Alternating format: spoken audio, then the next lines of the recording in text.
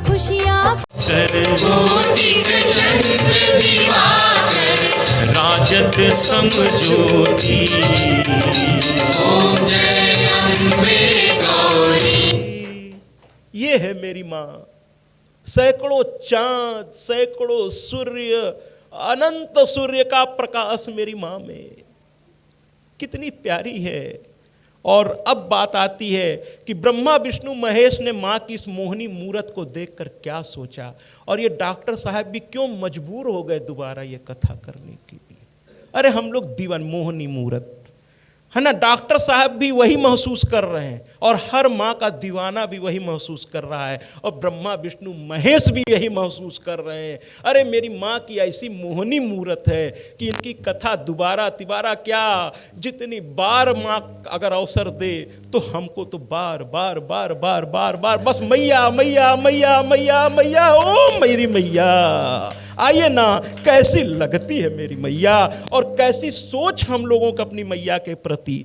आइए। मोहनी मूरत पे मैया दिल दीवाना हो गया।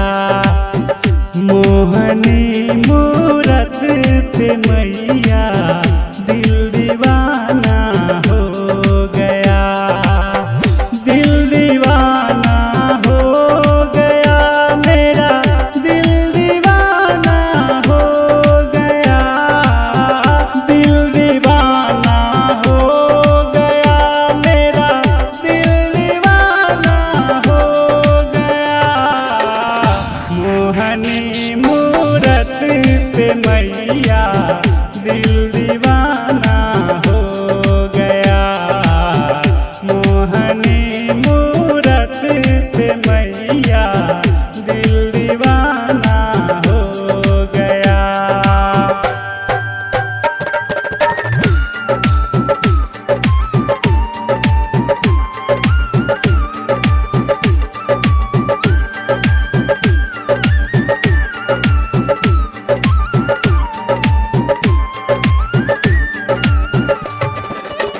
एक तो तेरी चांद सी सूरत, दूसरी बिंदी लगी। एक तो तेरी चांद सी सूरत, दूसरी बिंदी लगी। तीसरा तेरा मुँह मुस्कुराना, दिल दीवाना हो गया। मोहनी मूरत पे मैया दिल दीवाना हो गया।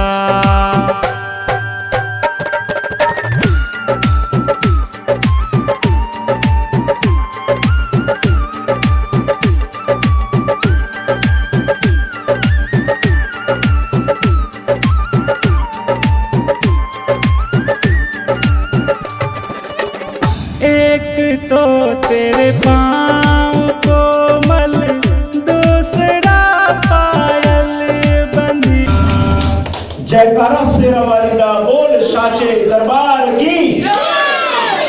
तीनों प्रसन्न हो गए। देखिए माँ के सामने नृत्य करने का कितना बड़ा मिला ब्रह्मा विष्णु महेश को भी।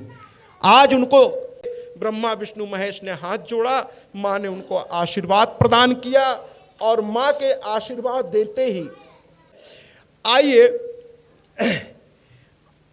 कुल मिलाकर के माँ के सामने जब भाव से जगता आदमी तो माँ दोनों हाथ से दुलारती। अगर माँ बाप, देखिए हम लोग एक बात को समझना होगा, हम लोगों को, हम लोग जब भी जाते हैं भगवान के सामने मुंह बना के जाते हैं, तकलीफ में जाते हैं, सुख में कहाँ जाते हैं। यही तो समस्या है महाराज। डॉक्टर साहब से पिछली बार किसी ने पूछा कि भैया कथा हो गई, डॉक्टर साहब ने कहा हो गई। कहन बड़ा सुंदर रहा, बड़ा आनंद आया है, और बड़ा अच्छा रहा। ये बतावा, डॉक्टर साहब की भाषा में बोलने की कोशिश कर रहा हूँ, उम्मीद है सही बोल रहा हूँ। तो कहे ये बतावा तोरे ऊपर कौन सी मुसीबत रही जो नहीं कथा करवाया। तो डॉक्टर साहब बड़ा एक अच्छा जवाब दिए, कहे हमरे ऊपर कौनो मुसीबत नहीं रही। कहे तोरे ऊपर कौनो मुसीबत नहीं रही, फिर काहे कराया। देखिए ये है पब्लिक की सोच। तो डॉक्टर साहब कहे कि ये बतावा कि खाली मुसीबतें में अम्मा बाबूजी के पास जाए चाहिए का। अम्मो बाबूजी कहिए कि कैसन लड़का बा, जब देखा रोवते आवत है। कब वो हंस के भी तो जाए चाहिए। डॉक्टर साहब की इस बात पर जरा तालियां हो जानी चाहिए महाराज। मतलब माँ बाप भी चाहते हैं, आप माँ बाप हैं, आपको क्या ऐसा बच्चा अच्छा लगेगा जो हमेशा रोता हुआ आए और कुछ ना कुछ मांगे। अरे आज हम कहें ये दुख है, ये दुख है, तो आप कहेंगे पति कैसा है, कहाँ से आ गया ये। अरे माँ बाप खुश कब होते हैं, जब बच्चे मिला करके माँ बाप के सामने हमेशा रोते हुए नहीं जाना चाहिए, वो भी दुखी हो जाते हैं। आपका बच्चा हमेशा रोता, आपको अब आप अच्छे एक मूड में, जरा इसका कल्पना कीजिए जरा सा, तो आप समझ जाएंगे। आप एक अच्छे मूड में हैं, अपने बिजनेस में बैठे हुए हैं, बड़ी मस्ती से काम चल रहा है, और तब तक आपका लड़का रोता हुआ, तो आपका पहले तो टेंशन हो जाएगा। आपको क्या हुआ, कहाँ चले आए, आप झल्ला के ही बोलेंगे, प्यार से थोड़ी बोलेंगे, झल्ला के बोलेंगे, क्या हुआ, क्यों रोते हुए आ रहे हो। तो आप क्या चाहते हैं कि आप अपने इस जगत जननी को हमेशा रोता। अरे थोड़ा कथा में आते हैं। तो कुल मिलाकर के माँ बाप से आज ये कहिए तो उसको कितनी खुशी हो। अगर आपका बेटा रोता है तो आप झल्ला जाएंगे कि नहीं, क्या हुआ, अब आपका दिमाग खराब है, अच्छा खासा हम व्यापार में बैठे, आप उसकी माँ को जाके डांट देंगे कि हम वहाँ काम कर रहे हैं और ये देखो पहुँच गया, तुम नहीं देख सकती हो क्या इसको। होता है कि नहीं होता घर में। तो जरा जमीनी हकीकत ये है, तो जरा सोचिए उस ब्रह्मांड को, उसके पास कितनी समस्याएं, पता नहीं कौन कौन क्या क्या लेके पहुंचा रहता है, और आप भी उसमें रोते हुए।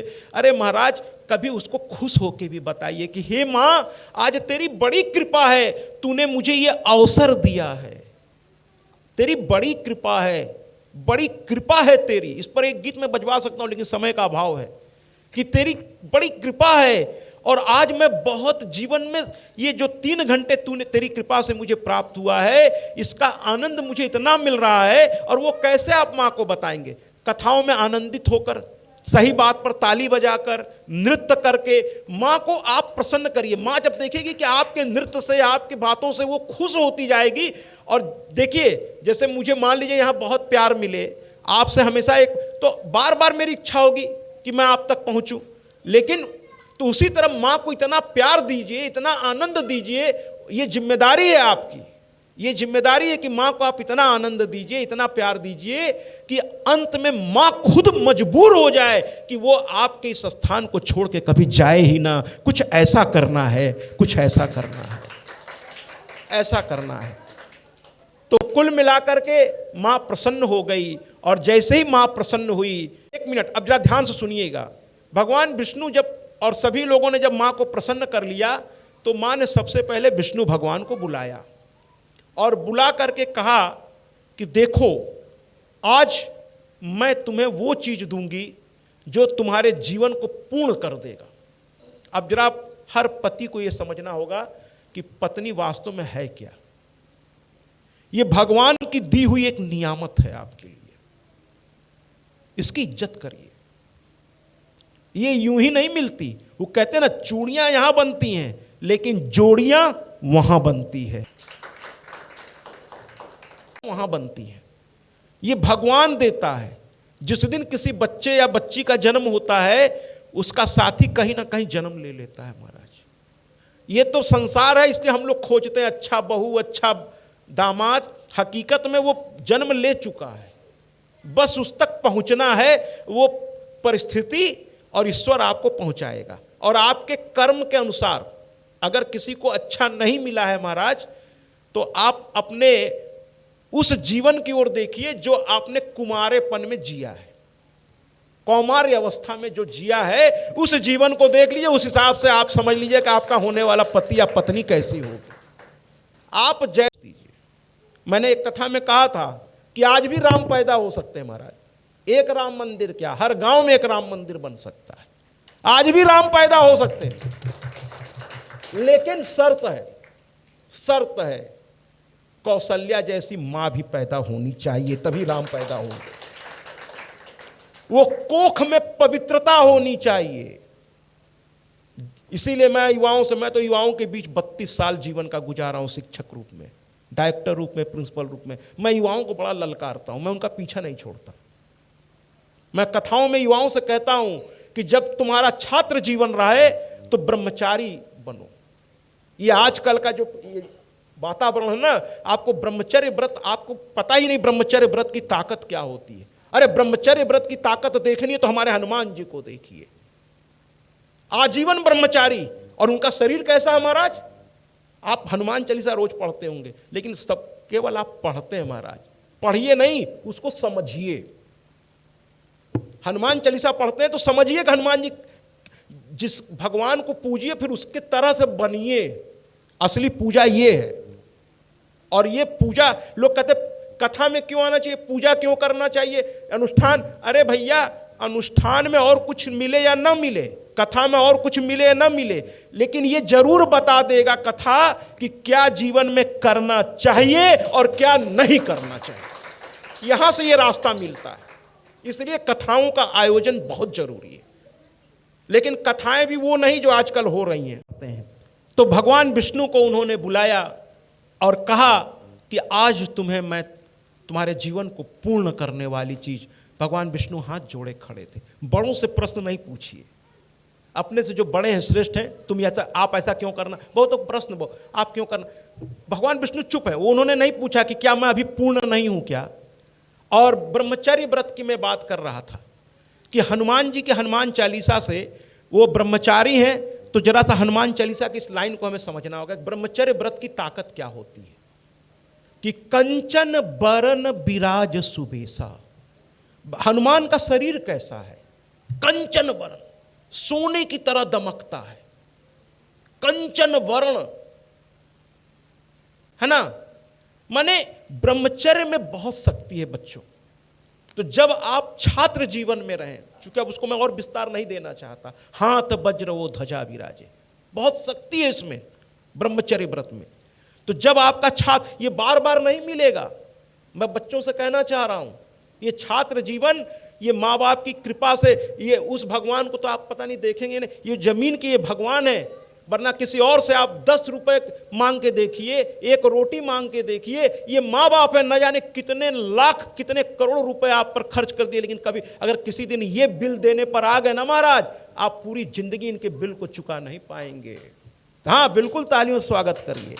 अगर माँ ने अपना कोख का किराया मांग लिया ना महाराज, पूरे जन्म कम पड़ जाएंगे, लेकिन कोख का किराया आप दे नहीं पाएंगे, कोख का किराया दे नहीं पाएंगे। इसलिए ये भगवान है, चलते फिरते भगवान है, इनके चरणों की धूल रोज लगाइए सर पर हैं। और पिता दिन भर बेचारा धूप में रहता है, लेकिन आपको एसी में सुलाता है, और उस पिता से आप नजर अगर मिला के बात करते हैं तो फिर मैं क्या कह सकता हूं। पिता के चरणों की ओर देखिए, मां की चरणों की ओर देखिए, वहां स्वर्ग है महाराज, वहां स्वर्ग है। और मां के चरणों की ओर भगवान विष्णु देख रहे थे। एक बार भी नहीं पूछे कि क्या मैं पूर्ण नहीं हूं क्या। कहने लगी मां अभी तुम पूर्ण नहीं हो। भगवान ने नहीं कहा कि मैं पूर्ण हूं। अरे दुनिया मुझे कहती है, सच्चिदानंद कहती है, सत चित आनंद तीनों मुझ में है। भगवान ने एक बार भी नहीं कहा। भगवान हाथ जोड़े खड़े थे। मां ने कहा कि आज से मैं तुम्हें तुम्हारी अर्धांगनी देती हूं। और मां ने अपने आप से एक देवी प्रकट की। तालियों से स्वागत करिए। सामने महालक्ष्मी प्रकट हुई। बोलिए ना, महालक्ष्मी मैया की, महालक्ष्मी मैया की, महालक्ष्मी मैया की। अच्छा, लक्ष्मी मैया की इतनी जोर से जय, इनकी जरूरत सबको है। बाकी चीज के लिए कहना पड़ रहा है, लेकिन इसके लिए वाह क्या बात है, बहुत अच्छे। तो कुल मिलाकर के लक्ष्मी मां प्रकट हुई, भगवान विष्णु को उन्होंने दिया। और आज पतियों से एक बात कहूंगा, लेकिन अभी पहले ये पूरा हो जाने दीजिए, सबको सब मिल जाने दीजिए। फिर मां ने क्या कहा है पतियों से जरा सुन लीजिएगा, है ना। फिर किसी दिन पत्नियों से भी कहूंगा। पति सोचेंगे अच्छा महाराज जी, खर्चा हम करें, बुलाएं हम, प्रशंसा आप इनकी करें, चलेगा नहीं। आइए अभी घर पे तो देते हैं पानी आपको। तो ऐसा नहीं है, मैं पत्नियों से भी बात करूंगा, लेकिन अभी फिलहाल पतियों से मां बोलने जा रही है तो मुझे बोलना पड़ेगा, मैं बोलूंगा। इसके बाद शिव को उन्होंने बुलाया। अब एक प्रश्न बुद्धिजीवी जो यहाँ सभी बुद्धिजीवी सभी आदरणीय, एक प्रश्न आपके मन में उठेगा कि जब लक्ष्मी मां से प्रकट हुई तो फिर ये क्षीर सागर से लक्ष्मी कैसे प्रकट हुई, वो कथा भी मैं बताऊंगा। ये लक्ष्मी प्रकट तो हुई, लेकिन भगवान विष्णु ने जो मां ने मना किया था, भगवान विष्णु वही कर बैठे। लक्ष्मी जी अब फिर से अंतर ध्यान होकर वापस मां में मिल गई। ये आगे कथा आएगी। उसके बाद क्षीर सागर से प्रकट हुई है दोबारा, जब भगवान विष्णु ने माफी मांगी है। हाँ, जो गलती इंसान करते हैं भगवान भी वो गलती करते नहीं है, वो जानबूझ के सब किया जाता है जिससे इंसानों को एक पता चले कि क्या नहीं करना चाहिए। क्या आपको लगता है कि सीता जी जो जगत जननी है वो जानती नहीं थी कि ये सोने की हिरन नहीं है? वो जानती नहीं थी, इतनी वो थी कि एक सोने की हिरन के लिए राम से कह दी जाओ उसे लेकर आओ। अरे उनको सब पता था। वो बाकी की, चलिए लगे हाथ पत्नियों से भी कह रहा हूं, वो बाकी की पत्नियों से कहना चाह रही हैं कि कभी भी धन दौलत के पीछे इतना मत अपने पति को दौड़ाइए कि पति ही आपसे अलग हो जाए। रोज नए नए फरमाइश मत कीजिए उससे, आज ये ला दो, अब तो पति लोग खुश हो गए होंगे आज ये ला दो, आज वो ला दो। अरे देखो फलनिया जो है वो वाली साड़ी पहनी, तो पति बेचारे अरे कल्हे तो लाए थे, अरे वो पुराना हो गया कि नहीं, अरे कल्हे तो लाए थे, अरे फैशन यार 1 घंटे में बदल जाता, तुम कल की बात कर रहे हो, देखो फलानी जी वो पहनी है कितना अच्छा लग रहा। शर्मा जी रोज ला के अपनी पत्नी को देते, तुम 1 साल में 2 4 ला दिए तो जैसे आसान कर दिए। तो ऐसा मत बोलिए पतियों से, वरना वो क्या बेचारा आपको चूंकि बहुत प्यार करते हैं वो, तो वो आपकी इच्छा पूरी करने के लिए वो कोशिश करेंगे, और कोशिश में हो सकता है वो गलती करने लगे और वो गलती कल को भारी पड़े सब पर। तो उनसे उनके हिसाब से ही मांगे जितना वो दे सकें आपको, और उसी में खुश रहिए। वो कहते हैं ना, जो प्राप्त है वही पर्याप्त है, उसी में खुश रहिए। शर्मा जी, वर्मा जी, फलाने जी की पत्नी क्या पहन रही है उधर ध्यान मत दीजिए, आपका पति जो लाया वही सबसे अच्छा है। ब्रह्मा जी को बुलाया, महासरस्वती अपने से प्रकट किया और कहने लगी, हे देव, इनको आप अर्धांगिनी रूप में अपनी धर्म पत्नी के रूप में। अच्छा, पत्नी को धर्म पत्नी कहते हैं, केवल पत्नी नहीं कहते, इस पर मैं किसी और दिन आऊंगा। धर्म पत्नी, पत्नियों की जिम्मेदारी बहुत ज्यादा है महाराज, पतियों की तो है ही है, पत्नियों का आपको धर्म पत्नी कहा जाता है, केवल पत्नी नहीं कहा गया। यानी घर के धर्म की रक्षा, अपने पति के धर्म की रक्षा, अपने परिवार के धर्म की रक्षा और स्वयं के धर्म की रक्षा आपकी पहली और आखिरी जिम्मेदारी है महाराज। पतियों पे भी आ रहा हूं, घबराइए नहीं। पत्नियां सोचे अच्छा रहा, महाराज भी कहते पतियों को समझाएंगे तो हम ही को समझाने लगे हैं। तो कहें ठीक है, आप उनसे सोच रहे हैं चायवा बनाएंगे, हम ही बनोबे नहीं करेंगे, लीजिए आइए घरवा में देखें कैसे पहुंचाते हैं वो आप तक। तो कुल मिलाकर के महासरस्वती प्रकट की गई और ब्रह्माणी को भगवान क्या कहते हैं, ब्रह्मा जी को समर्पित की गई। बोलिए ना, सरस्वती मैया की, सरस्वती मैया की, सरस्वती मैया की।